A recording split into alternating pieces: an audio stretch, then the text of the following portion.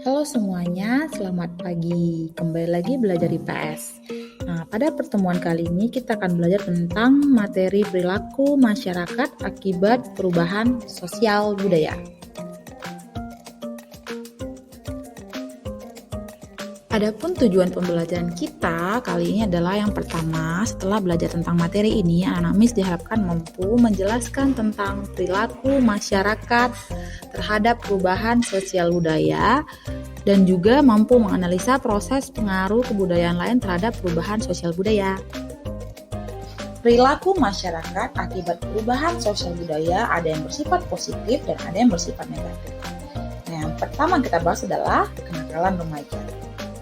Banyaknya informasi yang diterima dari negara barat yang masuk melalui media massa mengakibatkan terjadinya perubahan sikap dan perilaku pada remaja. Sikap dan perilaku remaja. Remaja kini cenderung lebih permisif atau menerima terhadap segala perubahan, berani mengemukakan pendapat dan memberontak terhadap segala hal yang tidak berkenan di hati. Adapun beberapa contoh perbuatan remaja yang termasuk kategori nakal adalah sebagai berikut. Membentuk kelompok-kelompok atau geng yang bersifat destruktif seperti tawuran, pemalakan, terus memakai dan memasuki jaringan pemakaian dan pengedaran obat-obat terlarang, pengedaran gambar-gambar porno di kalangan anak muda, mengebut di jalanan, serta melakukan tindakan indisipliner atau melanggar disiplin baik di sekolah, rumah, dan tempat-tempat umum, misalnya seperti tidak masuk sekolah, tidak patuh pada orang tua, aksi coret-coret dan perusakan yang dikenal dengan vandalisme di tempat-tempat umum, serta banyak lagi ya. Nah, masalah kenakalan remaja tersebut makin hari makin meresahkan masyarakat, serta merepotkan orang tua dan aparat keamanan. Kriminalitas merupakan tindakan disosiatif, ditandai dengan perilaku-perilaku yang menyimpang yang cenderung melawan hukum atau norma-norma yang berlaku di masyarakat. Nah, tindakan kriminal merupakan bawaan lahir, serta dapat dilakukan oleh pria maupun wanita dari beragam usia.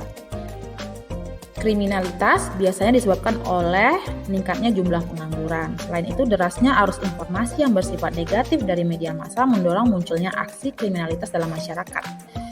Hal ini disebabkan karena tindakan kriminal yang diberitakan ada kalanya mengilhami atau memberi masukan pada seorang untuk meniru kejahatan tersebut.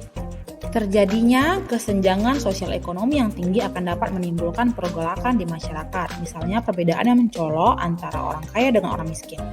Kesenjangan ini akan memunculkan kecemburuan sosial yang pada akhirnya dapat menimbulkan gejolak sosial ekonomi, misalnya kerusuhan yang disertai dengan perusakan pertokoan dan mobil mewah. Gejolak atau konflik di daerah dapat dihindari jika terdapat keseimbangan kebijakan ekonomi antara pusat dengan daerah. Selain itu, perlu adanya perluasan wawasan dan pola pikir dalam masyarakat menghadapi keanekaragaman masyarakat.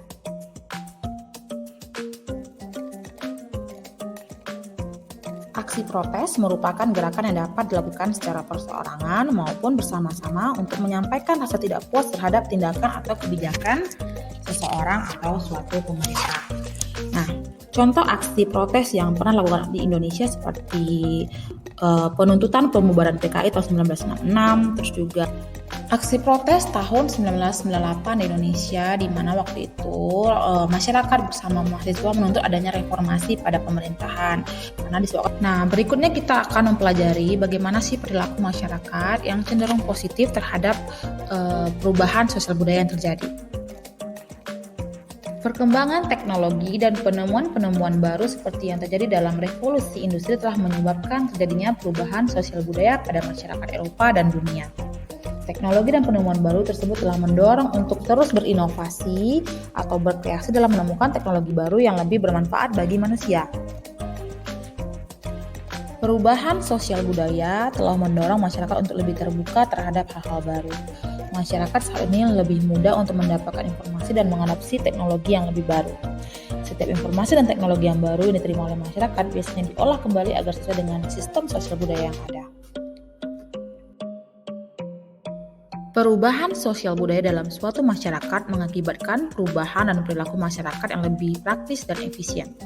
Teknologi dan penemuan baru makin membuat masyarakat itu meninggalkan unsur-unsur tradisional yang tidak efisien dan membuang waktu. Dahulu pada umumnya kita masih sangat bergantung pada hal-hal tradisional, saat ini sudah tidak lagi ya. Seperti kita yang hidup di perkotaan, cenderung untuk meninggalkan tradisi yang dianggap sakral atau suci. Kita lebih memilih untuk hidup efisien dan praktis dan meninggalkan tradisi yang dianggap sakral oleh mungkin masyarakat agraris atau pedesaan yang masih memegang teguh nilai-nilai tradisi mereka. Dari materi sudah kita pelajari tentang contoh perilaku masyarakat yang cenderung positif ataupun negatif terhadap perubahan sosial budaya, bisa harap anak-anak semuanya lebih mampu untuk memfilter atau menyaring mana yang baik, mana yang tidak. Tetaplah berperilaku dengan yang positif dan yang negatif jangan ditiru ya.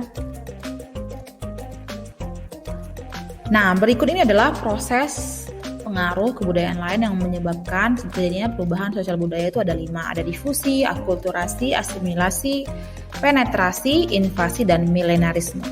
Oke, kita masuk ya.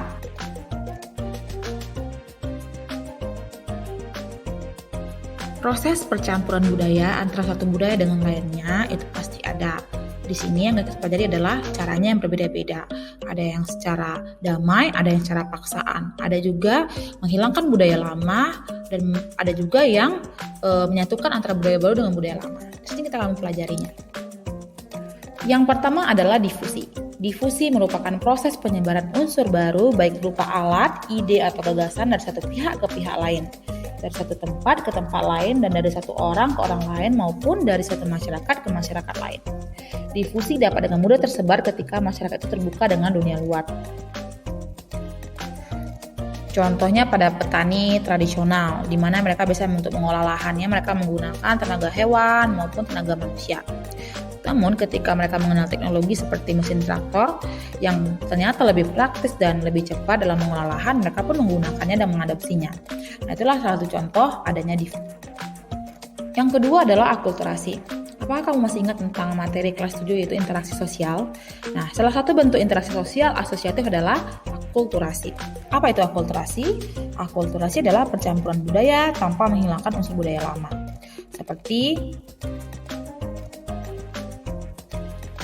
Seperti yang terlihat pada gambar, ada bangunan Masjid Cengho di mana perpaduan antara budaya dari Cina dan juga dari Indonesia, yaitu pembangunan masjidnya, dan juga wayang kulit Cina Jawa. Dan di sini perlu ditegaskan bahwa tidak ada unsur budaya lama yang dihilangkan. Yang ketiga adalah asimilasi.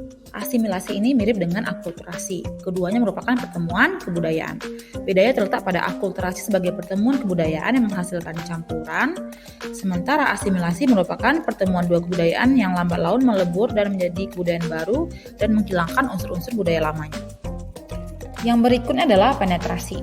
Penetrasi merupakan proses perembasan unsur budaya kepada suatu masyarakat, baik secara damai maupun paksaan. Contohnya saja saat zaman penjajahan bangsa Jepang di Indonesia, unsur-unsur agama maupun pemaksaan kebudayaannya tidak bisa kita hindari. Jadi, contoh yang lain, salah satu contoh dari zaman penjajahan Belanda adalah kita banyak mengenal masakan khas Belanda, seperti yang digambar adalah perkedel. Perkedel itu dari bahasa Belanda ada frikadeler. Itu komposisinya sama persis dengan yang ada di Belanda. Nah, itu termasuk contoh penetrasi, baik itu agama, kebudayaan, dan lainnya. Nah, saat ini kita sudah memasuki era industri 4.0, di mana mau tidak mau perkembangan zaman sudah sangat canggih dan serba digital. Kita terpaksa harus menggunakan akrab dengan teknologi. Nah, itulah beberapa contoh dari penetrasi. Berikutnya adalah invasi, yaitu masuknya unsur kebudayaan asing ke dalam kebudayaan setempat dengan peperangan atau penaklukan. Nah, ini intinya sama dengan penetrasi. Yang membedakan adalah invasi itu menggunakan cara kekerasan, ancaman bisa jadi dengan menggunakan senjata. Sementara penetrasi bisa caranya damai maupun paksaan. Nah, contoh invasi itu hampir sama dengan contoh penetrasi, di mana seperti bercontoh, masuknya Belanda ke Indonesia pada masa penjajahan membawa unsur-unsur budaya yang diterapkan di Indonesia. Seperti apa aja? Itu seperti bahasa dan juga sistem pemerintahan. Nah, yang terakhir adalah milenarisme. Itu salah satu bentuk kebangkitan yang berusaha mengangkat golongan masyarakat bawah yang tertindas dan telah lama menderita dalam kedudukan sosial yang rendah. Contoh kebangkitan golongan masyarakat bawah ini adalah sekian pembelajaran kita hari ini. Misalnya anak-anak semuanya paham dengan materi yang sudah kami sampaikan. Jika ada pertanyaan tentang materi yang belum dipahami, jangan sungkan untuk bertanya di kolom komentar Edmodo. Oke, tetap semangat dan tetap sehat. Sampai jumpa.